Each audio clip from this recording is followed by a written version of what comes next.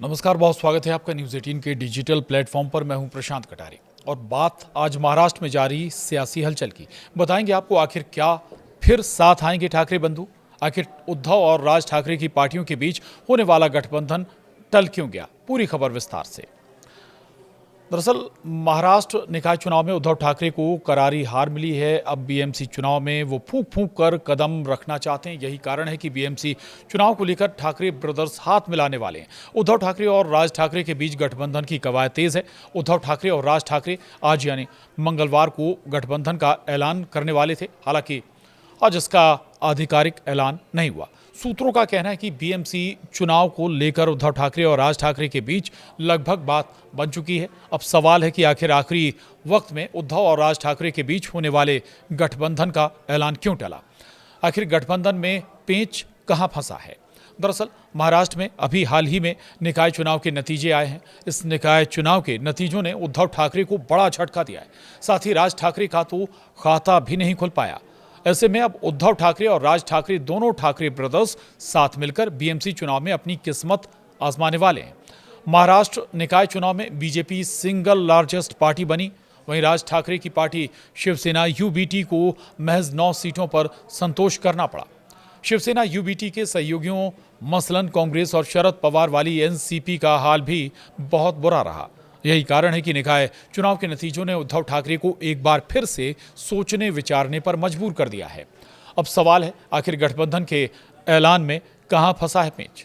तो सूत्रों का कहना है कि उद्धव ठाकरे और राज ठाकरे की पार्टी शिवसेना और एमएनएस के बीच गठबंधन का ऐलान आज यानी मंगलवार को होना था, मगर एन वक्त पहले गठबंधन का ऐलान टल गया। इसे लेकर सूत्रों का कहना है कि 227 सीटों में से केवल 10 से 12 सीटों पर पेंच फंसा है। जब तक ये पेंच नहीं सुलझ जाता तब तक इसका ऐलान नहीं होगा। शिवसेना और एमएनएस दोनों पार्टियों के नेताओं का कहना है कि जल्द से इन सीटों पर भी फैसला हो जाएगा। जैसे ही बीएमसी की सभी 227 सीटों में उद्धव ठाकरे और राज ठाकरे की सहमति बनेगी, दोनों भाई एक साथ चुनाव लड़ने का ऐलान करेंगे।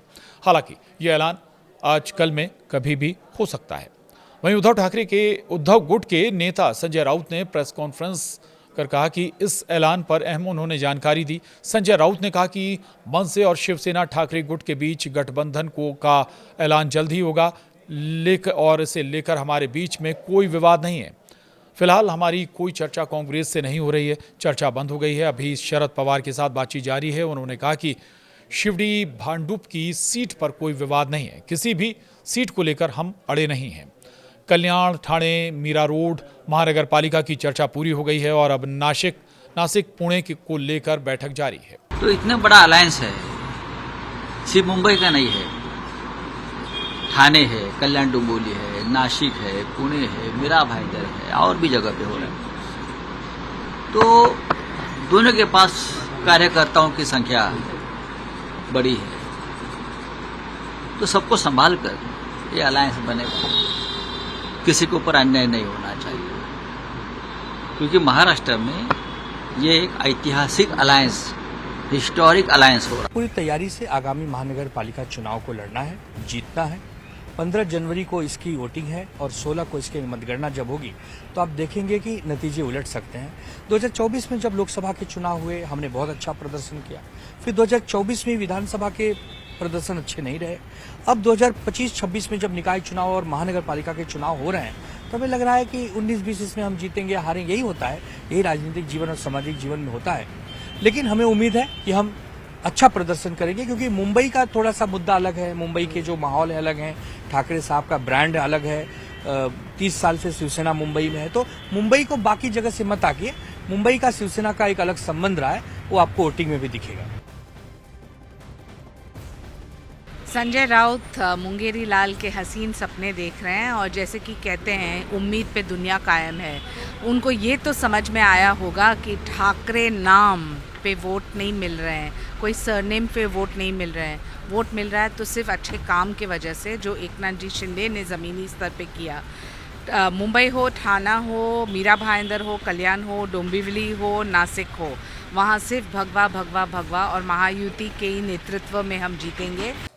वहीं महाराष्ट्र निकाय चुनाव के बारे में भी आपको बता देते हैं। दरअसल महाराष्ट्र में भारतीय जनता पार्टी, बीजेपी, शिवसेना और राष्ट्रवादी कांग्रेस पार्टी के सत्तारूढ़ महायुति गठबंधन ने रविवार को 288 नगर परिषदों और नगर पंचायतों के चुनाव में शानदार जीत हासिल करते हुए इन स्थानीय निकायों में अध्यक्ष के 207 पदों पर कब्जा जमा लिया।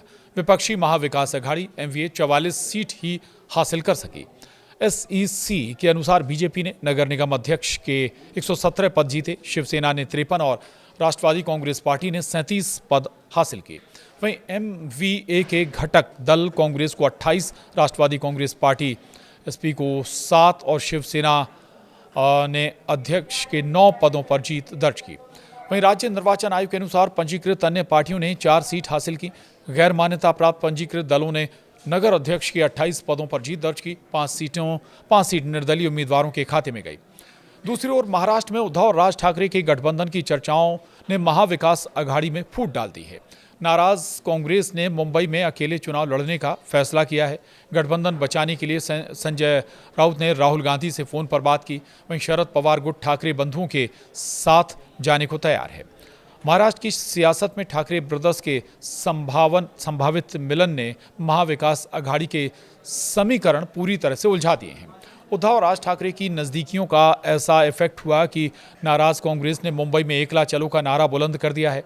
गठबंधन में पड़ी इस दरार को भरने के लिए जहां संजय राउत ने डैमेज कंट्रोल करते हुए सीधे राहुल गांधी को फोन मिलाया, वहीं शरद पवार की पार्टी ने भी अपनी नई चाल से सबको चौंका दिया है। निकाय चुनाव की रणभेरी से पहले आखिर कौन किसके साथ खड़ा है, पर्दे के पीछे की पूरी कहानी हमने आपको बताई है। बीएमसी चुनाव की आहट के साथ ही महाराष्ट्र की राजनीति और खास तौर पर महाविकास अघाड़ी एमवीए के भीतर घमासान तेज हो गया है। उद्धव और राज ठाकरे के साथ आने से सब परेशान हैं। कांग्रेस की राहें जुदा हो गई हैं तो शिवसेना यूबीटी अभी भी गठबंधन को बचाने के लिए एड़ी चोटी का जोर लगा रही है।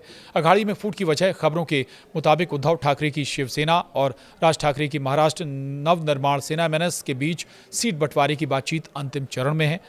और आपको बता दें, राज ठाकरे की एंट्री ने कांग्रेस को नाराज जरूर कर दिया।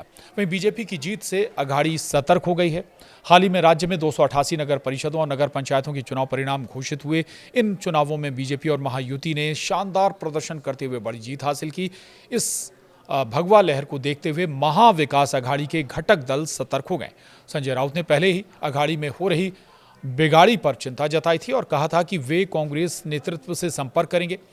राहुल गांधी से उनकी फोन पर बातचीत हुई, उसी कड़ी का हिस्सा ये बातचीत मानी जा रही।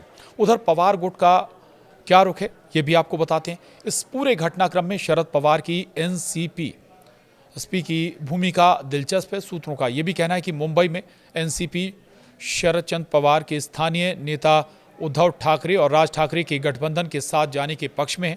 यानी मुंबई में एक नया समीकरण शिवसेना यूबीटी मनसे और एनसीपी बनता दिखाई दे रहा है, जबकि कांग्रेस इससे बाहर रह सकती है। हालांकि एक नया गेम प्लान भी इसमें आ गया है। खबर है कि शरद पवार अजीत पवार वाली पार्टी एक होने वाली है। अगर ऐसा हुआ तो उद्धव के सपनों पर और तुषारापात हो सकता है। तो महाराष्ट्र की सियासत में आज इतना ही। नमस्कार।